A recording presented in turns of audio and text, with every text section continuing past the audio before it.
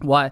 What is it particularly about the nature of Islam that you feel contacted you?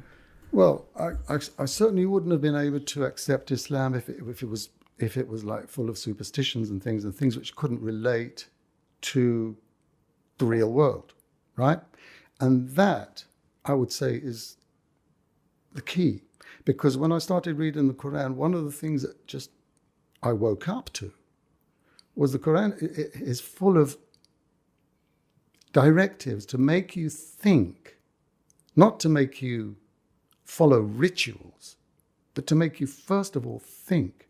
So then it talks about, for instance, and I don't know any other scripture that does it to this degree, where it points you to the sun, it points you to the moon, it says, these are creations of God.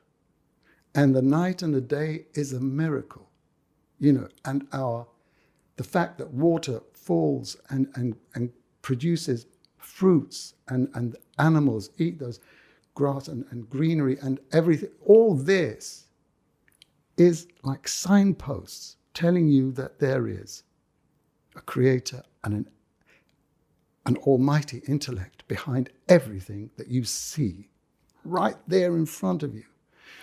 That's very, very important, because it didn't mean I had to, believe some kind of unseen, dogma without having perfect evidence in front of me. And let me just tell you one more thing, because there was this missing part of the story, which was just before I got the Quran, I was swimming in Malibu in kind of, I was like, California there, and I went out for a swim, and there was no one else really swimming that day, so it wasn't clever, and I did that. And then suddenly, wow, I think I'm going to try and make my way back. And of course, at that point, I realized I ain't going to make it. You've got fractions of seconds to decide what to do next. And I didn't have any hesitation. And I said, God, if you save me, I'll work for you.